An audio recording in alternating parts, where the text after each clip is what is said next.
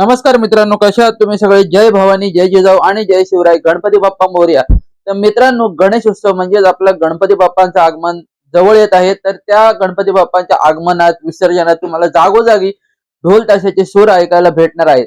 तर आपण आपल्या चॅनेलवर आजपासून पुणेरी ताशाचे व्हिडिओज पण चालू करणार आहोत. मी आधी पण खूप सारे व्हिडिओज टाकले होते. त्या व्हिडिओजना तुम्ही खूप चांगला प्रतिसाद दिला होता. मला खाली कमेंटही केल्या होत्या की तुम्हाला क्लासेस जॉईन करायचे आहेत. तर मी ऑनलाईन क्लासेस पण सुरू केलेले आहेत. आपल्या पहिल्या बॅचेस स्टार्ट झालेले आहेत.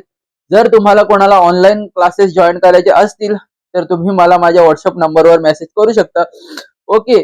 आणि जर तुम्ही आपल्या चॅनलवर नवीन असाल तर व्हिडिओला लाईक करा, व्हिडिओ पूर्ण बघा, व्हिडिओ सोडून जाऊ नका आणि चॅनलला सबस्क्राईब करा आणि बेल नोटिफिकेशन दाबा. तर आता हा आपला ताशा आहे. हा पुणेरी ताशा नाही, हा साधा नॉर्मल स्टीलचा ताशा आहे. माझ्याकडे आता अवेलेबल नाही पुणेरी ताशा, पण जेव्हा पुणेरी ताशा पण अवेलेबल होईल तेव्हा मी त्याच्यावर पण व्हिडिओ बनवेन. मी पुणेरी ताशावर पण याच्या आधी व्हिडिओ बनवलेली, त्या व्हिडिओला तुमचे 1 मिलियन व्ह्यू गेले होते. तर त्यासाठी पण खूप खूप धन्यवाद. ती व्हिडिओ पण मी टाकेन. ती माझी पहिली ताशाची व्हिडिओ होती. ओके. तर हा आपला साधा स्टीलचा ताशा आहे. हा ताशा जर कोणाला घ्यायचा असेल तरी सुद्धा मला व्हॉट्सअपवर मेसेज करा. ओके. तर आपण सगळ्यात आधी बघणार आहोत की ताशावर काट्यांची पोझिशन म्हणजे काट्या कशा प्रकारे ठेवाव्यात. ओके.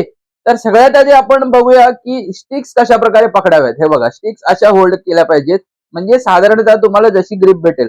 आता ही जी दोन बोटं आहेत, करंगळी आणि करंगळीच्या बाजूचं, अशी स्टिक अडकवायची, अशी अशी एक आणि अशा प्रकारे. ओके.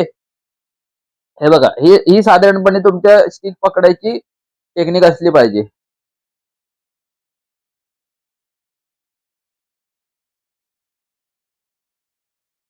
हे बघा, दोन बोटांच्या मागून गेली आहे आणि ही दोन बोट अशी स्टिकवर अडकवलेली आहेत. ओके. हे बघा, ही दोन बोटांच्या मागून आलेली आहे आणि ही दोन बोटाची स्टिकवर अडकवलेली आहे सोप्या भाषेमध्ये. ओके. आणि अंगठ्यामध्ये पकडलेली आहे स्टिक. ओके. परत एकदा बघा, दोन बोटांच्या अशी मागून गेली आहे, दोन बोट अशी स्टिकवर अडकवलेली आहेत आणि अंगठ्यामध्ये पकडलेली आहे आणि ह्या हाताची अशा प्रकारे. ओके.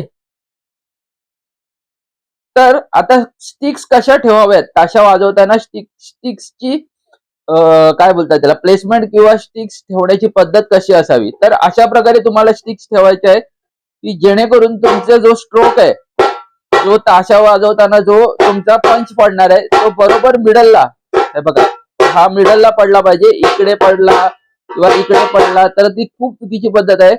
मी खूप साऱ्या लोकांना असं वाजवताना बघितलेलं आहे, पण ते खूप चुकीची पद्धत आहे. ही तुम्हाला हा स्ट्रोक मिडललाच वाजवायचा आहे. हा बघा, हा जो मिडल आहे,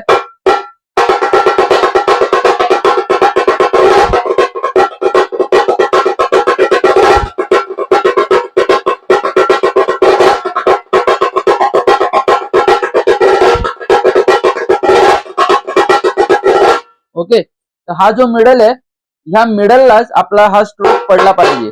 आणि ताशाच्या काट्या अशा स्टिक्स, माफ करा, स्टिक्स बोलायचं, अशा प्रकारे ठेवायच्या आहेत. हे बघा, हा तुमच्या इथे बोल्ट असणार. जर तुमच्याकडे पुणेरी ताशा आहे तर तुमच्या इथे बोल्ट असणार. तर ह्या बोल्टला अशा प्रकारे तुम्हाला बरोबर मिडलला अशा स्टिक्स ठेवायच्या. ओके. अजून एक गोष्ट, इम्पॉर्टंट गोष्ट, तुम्हाला जो हा हात आहे, आपला हात, हा हात भरपूर लूज ठेवायचा आहे. जर तुम्हाला ताशा फ्लुएंटली वाजवायचा असेल तर हा हात भरपूर लूज ठेवायचा आहे. आणि हे बघा, आणि ताशा वाजवताना हे आणि हे इथून एवढाच, हा जो एवढा भाग आहे, हा एवढाच भाग तुमचा मूव्ह होणार ह्या हाताचा पण. जसं की हे बघा,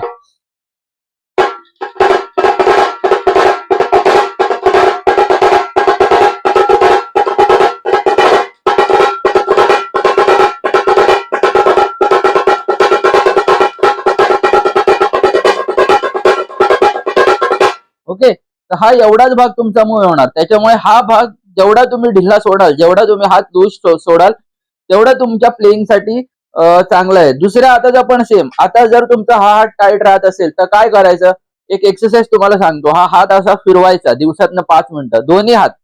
पहिला हा हात फिरवायचा, हळूहळू हळूहळू फिरवायचा, वन वन, अशा प्रकारे हात फिरवायचा. त्याच्यानंतर दुसरा हात, वन वन वन वन, हळूहळू एकदम फिरवायचा दिवसातनं 5-5 मिनिटं. त्याच्यानंतर दोन्ही हात, वन वन वन. ओके.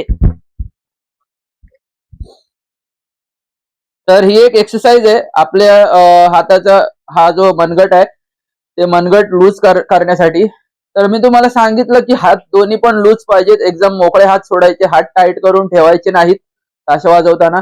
पूर्ण हातच बहुधा लूज सोडायचा आहे. ओके. आणि ताशाच्या स्टिक्स बरोबर मिडलला वाजल्या पाहिजेत.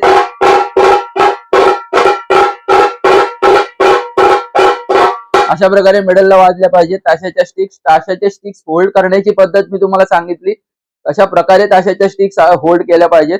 आता इथून पुढे येणाऱ्या व्हिडिओज मध्ये मी तुम्हाला काही एक्सरसाइज देणार आहे, प्रोफेशनल एक्सरसाइज, की जेणेकरून तुमचा ताशा फ्लुएंट वाजणार आहे. की जो पहिल्यांदा वाजवत असेल आणि जो एकदम चुकीचा वाजवत असेल ते देखील आपले व्हिडिओ बघू शकतात. आपला जर तुम्हाला ताशा फ्लुएंट वाजवायचा असेल किंवा कतऱ्या तर्ऱ्या ज्या असतात ताशाच्या त्या एकदम क्लिअर वाजवायच्या असतील तर तुम्हाला आपले व्हिडिओ प्रिफर करायचे आहेत. ओके. तर मी आधी सांगितल्याप्रमाणे तुम्हाला कोणाला ऑनलाईन ताशाचा क्लास जॉईन करायचा असेल